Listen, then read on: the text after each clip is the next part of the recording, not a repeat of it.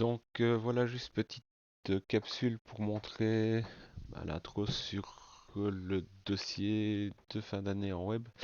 Si vous êtes sur le Moodle de constitution de site web, il suffit d'aller là à gauche ou de scroller ici tout en dessous jusqu'à la semaine 13 évaluation. Paf, on voit que dedans il y a juste un lien vers le projet de fin d'année.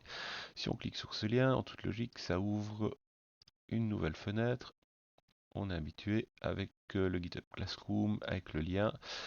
Et éventuellement, vous n'avez jamais utilisé GitHub, ce qui est totalement anormal, mais bon, c'est selon que vous aurez un écran qui vous invite à choisir votre nom dans la liste des étudiants et à valider.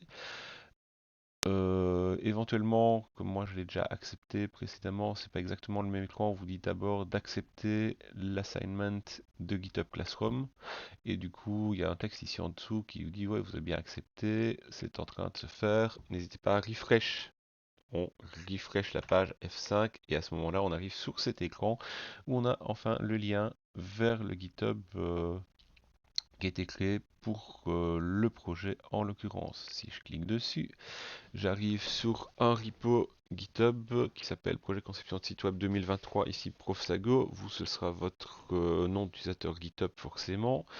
Qu'est-ce que je dois faire? Je vais dans un répertoire, c'est ici le répertoire. Ceux qui sont en labo avec moi voient qu'il y a CSV Exo JS1, B11, B12, B13. C'est les exercices de la semaine 1 JS sur le ratio de contraste. Donc tiens, voilà, c'est un bon endroit pour mettre mon répertoire pour mon projet de fin d'année. Clic droit. Si vous êtes sous Windows 11, n'oubliez pas d'aller tout en dessous, dire d'autres options pour avoir accès à l'ensemble des options du menu contextuel pour pouvoir open un git bash here. Hop, j'ai mon bash.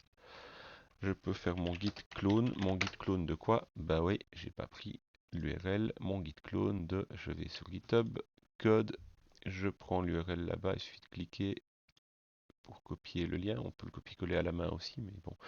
Autant utiliser l'outil puisqu'il est là. Ici, j'y retourne, soit clic droit et paste, soit shift plus insert. Ça, merde, évidemment, si je suis plus dedans, ça devrait faire la même chose. Non, je l'ai paumé, évidemment. Voilà, on va le faire comme ça, on est sûr. Git clone, l'URL, ça clone. Si je regarde, j'ai effectivement mon répertoire qui s'est créé avec tout ce qu'il faut dedans. Je peux ici quitter mon git bash et ouvrir, clic droit de nouveau, mon répertoire avec Visual Studio Code. Si vous n'avez pas ouvrir avec code là-bas, c'est parce que vous avez oublié de cocher un truc quand vous avez installé VS Code. Soit vous installez, réinstallez, c'est ce qui va le plus vite et vous n'oubliez pas de le cocher cette fois. Soit vous ouvrez code ici dans le... Je sais pas, bizarre. Visual peut-être, Visual Studio Code. Je sais pas pourquoi je ne l'ai pas dans la recherche de mon menu démarrer. Enfin, soit vous l'ouvrez à la main et puis vous ouvrez le répertoire directement depuis Visual Studio Code. Et ici, je vais pas m'emmerder, je l'ai ouvrir avec code. Donc traditionnellement, on a notre projet avec tout ce qu'il faut déjà dedans. On travaille forcément dans le répertoire dist. C'est mis dossier du projet. Donc typiquement là-bas, on aura besoin d'un index.html dans lequel on fera des trucs. Il y a déjà un fichier JS. Oh tiens, ça ne devrait pas être dedans ça. Pourquoi est-ce que c'est là? J'avais fait des tests avant, donc logiquement ça ne devrait pas être là. Ça n'est pas là en fait. Tac, clac, clac, clac, clac, supprimer, supprimer. Ça n'est pas là. Il y a de fait pas encore de dossier JS, pas encore de dossier image. On peut créer un dossier CSS, un dossier pour les images, j'aurai besoin d'un dossier, nouveau dossier pour mes scripts JS, etc. etc. Bon, j'ai créé des trucs pour montrer que voilà, je les ai créés, ils sont bien dans mon répertoire dist.